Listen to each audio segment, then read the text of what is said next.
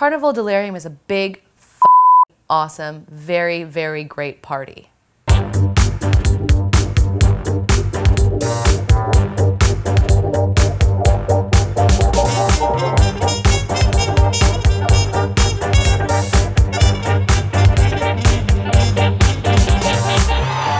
a big spectacle. It's sideshow, it's circus, it's DJing, it's live music, it's all these things that go into creating a neo-vintage event. It's a neo-vintage spectacular. People show up in swing dance, people show up in their vintage dresses, people show up in t-shirt and jeans just to see what's going on.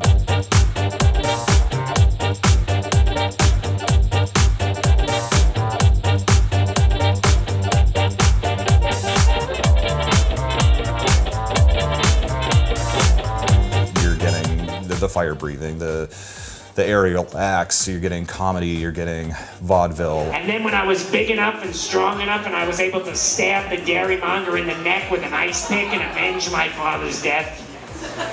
Are you looking for these? Yes. You are yes, very astute, James. You were on top of shit. I was going to sell that on eBay.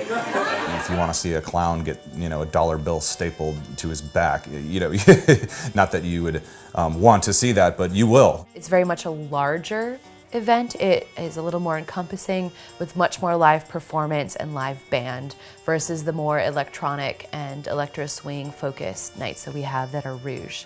Carnivale Delirium evolved pretty much organically. It started really with Clockwork Vaudeville, the monthly events that were explicitly steampunk themed events.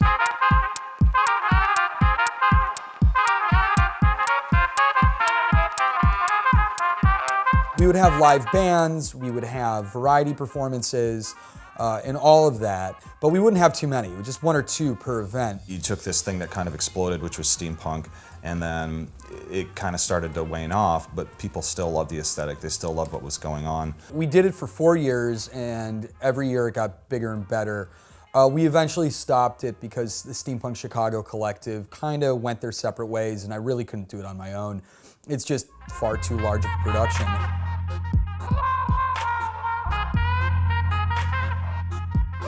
We did 4 of them and then took a couple of years off, and then when we started Calliope, we decided, that was a really great thing. We brought it back, and it has been super successful. And unlike Rouge, it's a bigger spectacle. It's more of a theatrical event in the sense that the performances kind of take precedent over the DJ sets.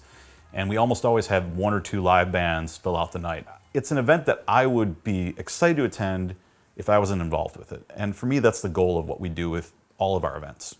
Mounting an event of this size is a huge undertaking. It's always hard to bring everything together into one cumulative movement. It becomes stressful and it becomes exciting and it becomes tense all at the same time. If I don't set things in motion correctly and early enough, the entire thing unravels, and if there's no one there to see the show, there is no show.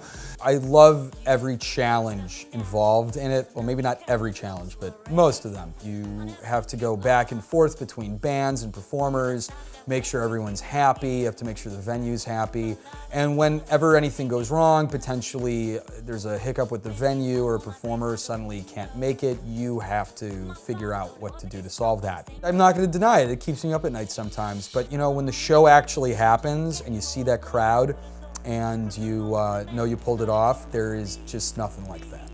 Joe lets himself get stressed out and carried away with the moment, which tends to inspire people to really be on point.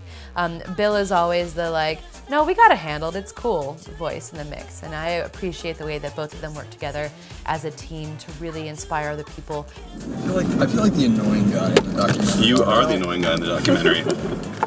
Initially, when the crowd started coming on in and we saw how packed the place was getting, I knew we were doing something right. And then when the swing growers were performing and I was watching this packed crowd just dance their asses off to them.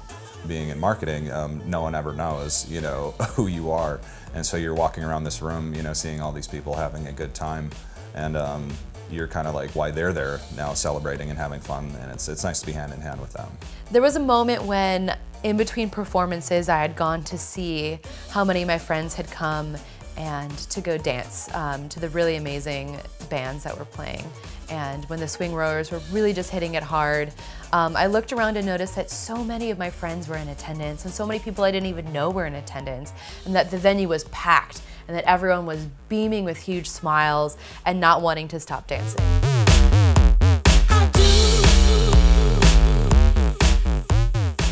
When the Swing Growers were playing the last one, 2016, and everyone just couldn't stop dancing. I mean, that was just really something else. I had access to the backstage rafters and kind of like a bird's eye view of the show, and I remember a point just looking down at all these people just going nuts, and the Swing Growers are just playing, and there was so much energy in the room, and I just took a deep breath, and I was like, wow, like we did this. Like it came together, and this is an amazing show.